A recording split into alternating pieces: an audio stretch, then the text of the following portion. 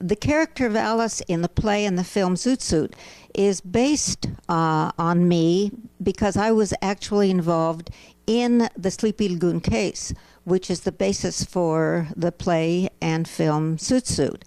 And it is not a documentary portrait of me. It is based on my activity in that case. Alice, we would also like to ask you, what is your background? I was born in Canada of Russian Jewish immigrants.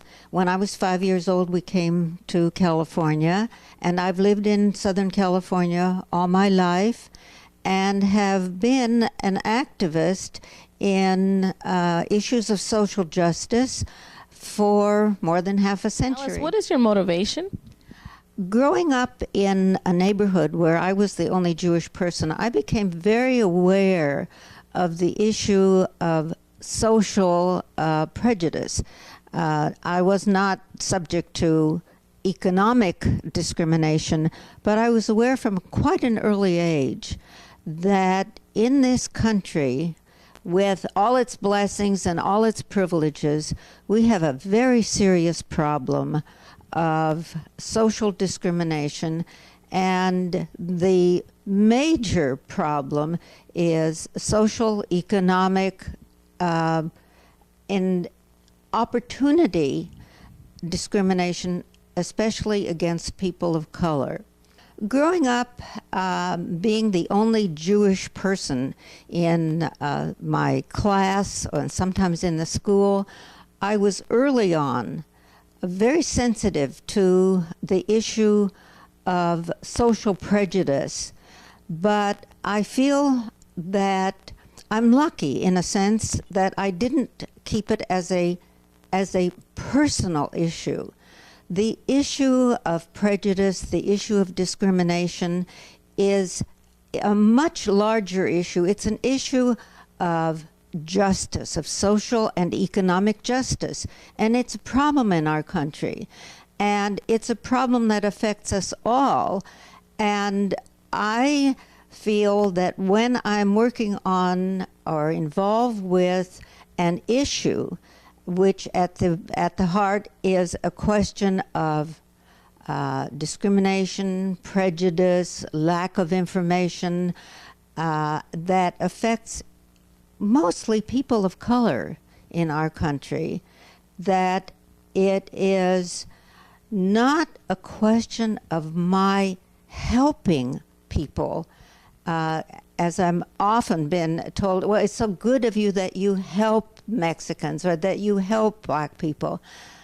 I feel that my motivation for working from the Sleepy Lagoon case on to today, my motivation is that I am acting on the basis of my own personal, ethical, moral, social commitment to justice issues. So whether I'm working on the behalf of or in a case which involves people who are different from my ethnic background, it doesn't make any difference because the issue is one.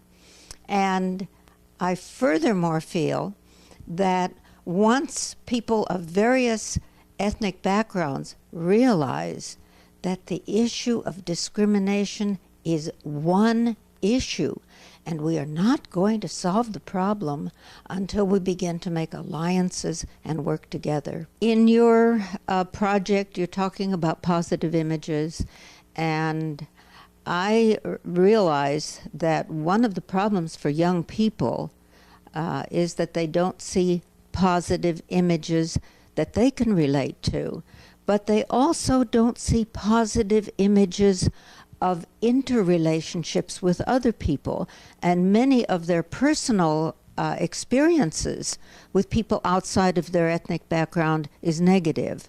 And I think they need to see that there are people who may not be of their ethnic background who cares about the issue as a larger issue, and that when they see people who are not of their ethnic background who is concerned for their issue, it is another kind of positive image, one that is important, I think, as positive self-image. And I've been active in social justice issues for over half a century.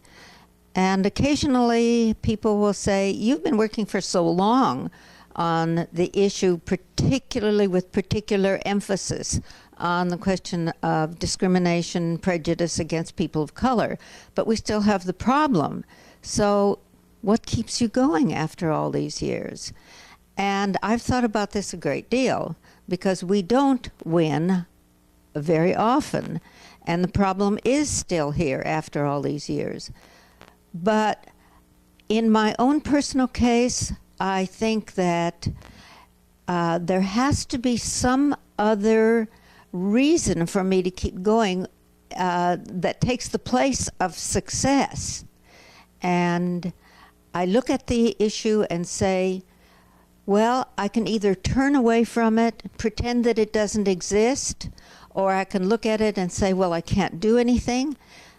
And then I see that I've given myself the option of either being active or passive in the face of a continuing problem, one that I think is very important.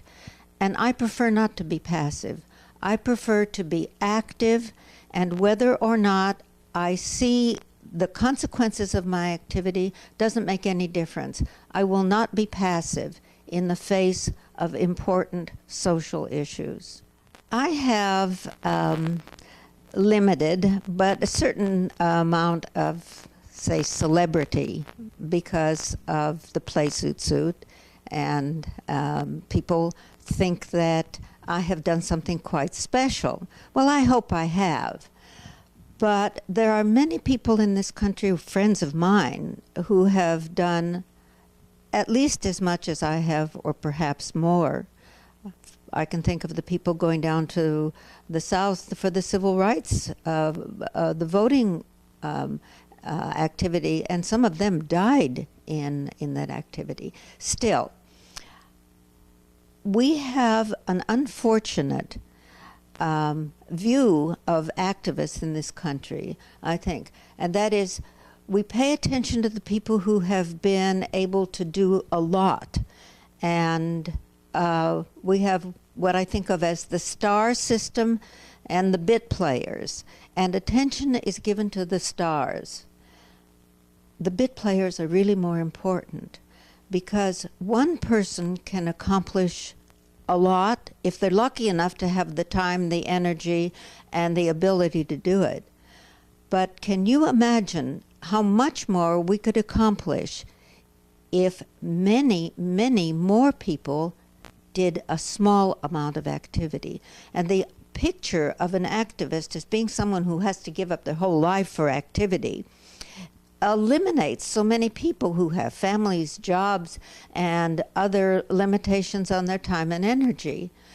I would like to say that it would be so much more important to view activity as simply doing something rather than nothing. And if we had an active society rather than a few active people, we would be able to accomplish a lot more. I would like to thank Alice for being here with us today.